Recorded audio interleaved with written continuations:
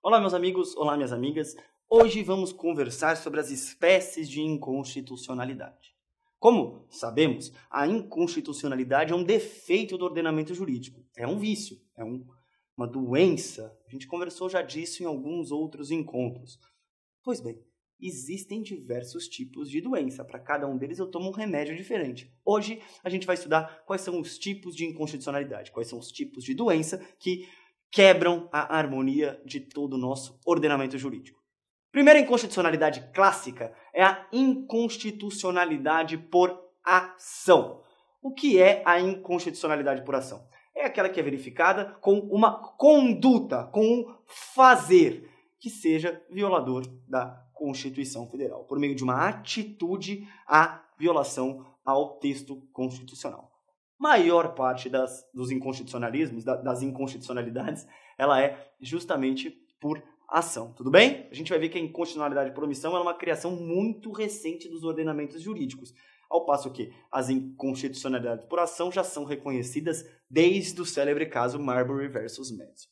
A inconstitucionalidade por ação se subdivide em duas inconstitucionalidades diferentes. Primeira delas, inconstitucionalidade formal. Quando há a inconstitucionalidade formal? Quando há vício, há ruptura, há um procedimento previsto na Constituição Federal. A Constituição estabelece determinado procedimento, determinada forma para que os atos aconteçam e esse procedimento é violado, não é observado. Nesse caso, eu estou diante de uma inconstitucionalidade formal. Exemplos: vício de competência previsto na Constituição Federal. Quando, por exemplo, consta no dispositivo constitucional que compete aos estados determinado fazer, determinada competência material, ao passo que a União outras tantas competências materiais e supre justamente, acaba por violando essa competência prevista na Constituição e acaba editando um ato normativo ou então uma competência material em sentido contrário àquele estabelecido na Constituição Federal. Estamos diante de uma inconstitucionalidade formal.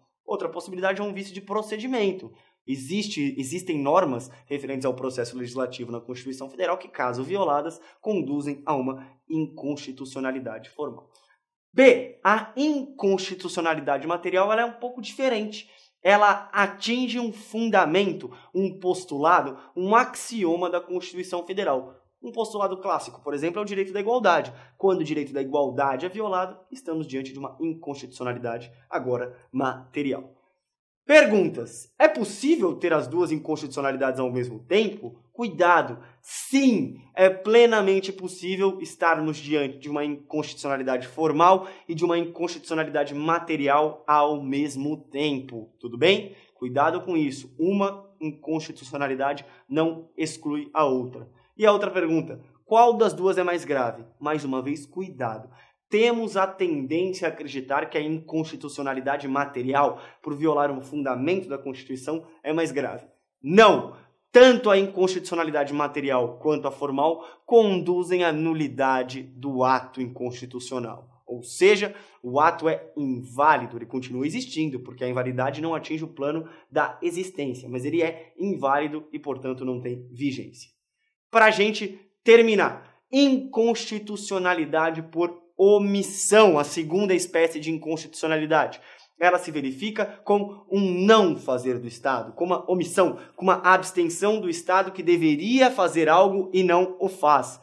A gente costuma dizer na doutrina do direito constitucional que a inconstitucionalidade por omissão, que no Brasil foi reconhecida pela primeira vez em 1988, se dá quando há a ausência de norma regulamentadora de dispositivo constitucional de eficácia limitada.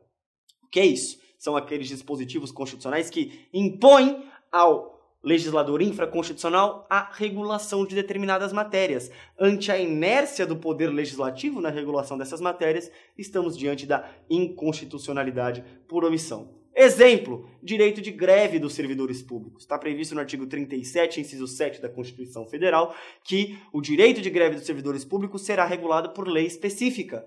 Lei essa que não existe. Estamos diante, portanto, de uma inconstitucionalidade por omissão. Quais são os instrumentos aptos a sanar a inconstitucionalidade por omissão? São dois. O mandado de injunção em âmbito em âmbito difuso de constitucionalidade, e a ADIM por omissão em âmbito concentrado de controle de constitucionalidade. Certo? Grande beijo a todos. Tchau!